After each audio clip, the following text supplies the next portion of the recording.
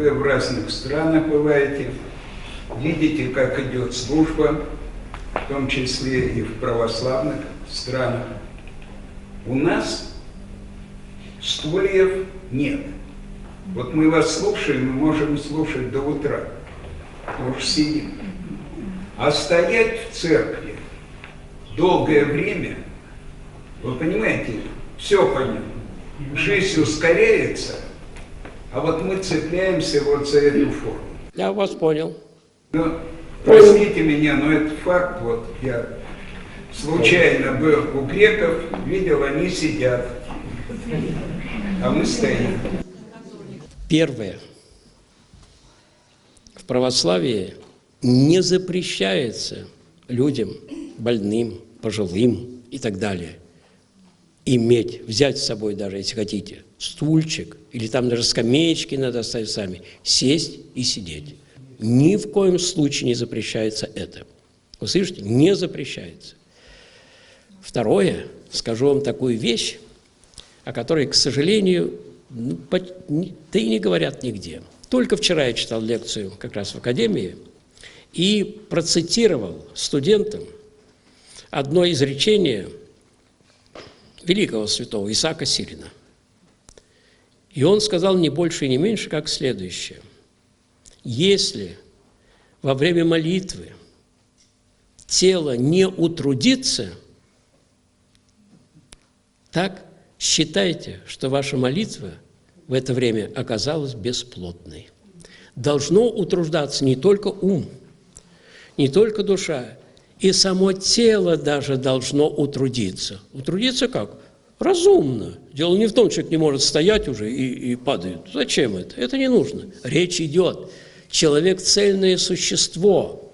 И искренняя молитва, она сопряжена не только с умом, а, оказывается, с самим телом. Пользуясь случаем, чтобы сказать, к сожалению, мы же не молимся, а мы присутствуем за богослужением. Правда, это я говорю о профессорах, а о прочих не знаю. Я все время говорю, профессора только присутствуют за богослужением. Им не нужно. Мы присутствуем. У нас почти никакого внимания нет. Мы фактически не молимся. Кстати, это одна из самых страшных бед. Кого? Христиан. Потому что скажу вам, как только мы употребили слово «религия», мы сразу употребили слово «молитва». Единственное, что соединяет человека с Богом – молитва. Единственное. Причем какая молитва? Когда мы говорим о молитве? Так, как мы обращаемся друг к другу. Мы обращаемся, конечно, понимая, что мы говорим. Правда же? Мы не тарабаним же, Бог знает что. Так и к Богу, оказывается, молитва требуется какая? С вниманием, благоговением. Как мы перед высоким начальством, например, мы говорим почтительно же, правда же? А не просто же так, за понебратство. Покаянием. Молитва только та, которая совершается с вниманием, благоговением и покаянием. Так вот, тот факт, что на Западе уже давным-давно поставили великолепные эти скамеечки, где там, Господи, я же знаю, сядешь, и уже вставать не хочется.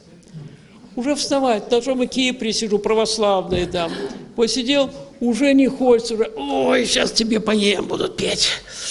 Да, уже не хочется. И что замечаешь? Оказывается, сидишь, все, тут стоишь еще кое-как, а сел, вообще уже ничего не молишься. Вот это, понимаете, это серьезная вещь. Но, тем не менее, хочу вам сказать, вот о том исключении, о котором говорит православие, даже не исключение, а правило. Да, ты болен, ты немощен, ты сейчас себя плохо чувствуешь. Да, пожалуйста, может быть, никакого греха в этом нет. Но знай, что если хочешь, чтобы молитва была хоть немножко более эффективной, должно утрудиться, хороший термин, и тело. И православие еще пока сохраняет это. Греки уже пошли. Вы помните, как только в 1453 году Византия пала, все, и стало турецкое государство. Так, пала Византия, все. Греки куда ездили учиться? В Италию, на Запад. произошло, вы знаете, какое умерщвление сознания. Я не хочу сказать, что там нет православия, но и какое сильное воздействие произошло на тех же греков, оттуда, из католического Запада. А вы же, наверное, если читаете, немножко слышите, посмотрите, как константинопольский патриарх Варфоломей. Да то и дело он у Папы Римского. То и дело. Не удивляйтесь поэтому. Запад чем характеризуется? Западное христианство.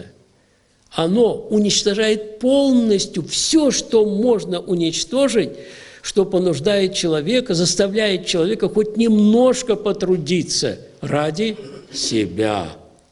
Все, сами заповеди уже, все основные заповеди выброшены, только самые грубятины оставлены. Проходит конференция какая-нибудь, и о чем только речь идет. Вы что думаете о духовных материях? Вы просто не знакомы. Если вы посмотрели только тематику даже конференций, тех же католических конференций, протестантских или всемирных, мне же приходилось, я не знаю сколько раз, ни слова ни о какой духовности не идет. Вся речь идет только о чисто социальной или миротворческой проблематике. И все. Только об этом. Кажется, хорошие вещи.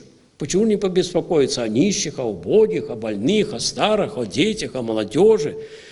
Все, естественно, да. Но в человеке есть голова, а есть ноги. И все-таки голова должна быть вверху, а не ноги. А когда перевертывают и на первый план выносят все вот эти проблемы материальной жизни, забыв о том, ради чего пришел Христос, тогда христианство кончается. Неужели трудно понять, что Христос мог бы все эти проблемы решить? Он бы мог же стать императором. Он же Бога-человек. А он кем был? Нищим, странствующим. Ничего даже этого не сделал. Почему? По очень простой причине. До тех пор, пока не будет исцелена душа человеческая, никакие перестройки и революции не принесут людям блага. Мы видим историю. Вот в этом отношении Цицерон как хорошо сказал: история – это наша лучшая учительница. И верно. Посмотрите. Революция. Рабы становятся господами, господа – рабами. Вот вам и революция. Ради чего? Посмотрите, что когда только пролитие крови, насилие и так далее, пока мы не исцелим душу человеческую, не может быть в мире никакого счастья, никакой справедливости, никакой свободы, ничего не будет. Все это будет только обманные лозунги. Не будет этого ничего. Надо душу исцелить. Тот же Достоевский как великолепно писал, что никакие революции не изменят человека, никакие реформы ничего не принесут, потому что зло коренится, это Федор Михайлович Достоевский, зло коренится в самой душе человеческой, а не в структурах самих по себе. Структуры только рождаются этим злом, который внутри человека.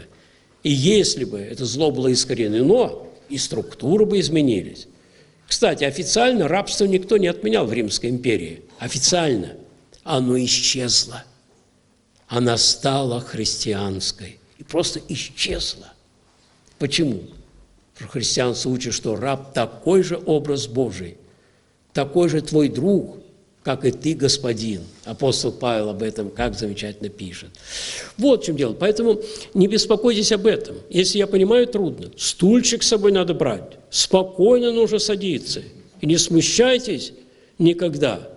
Но дай Бог, чтобы пока еще мы сохраним хоть этот маленький тонус, хоть маленький, хоть немножко утрудимся своим телом, хотя головой нисколько не молимся.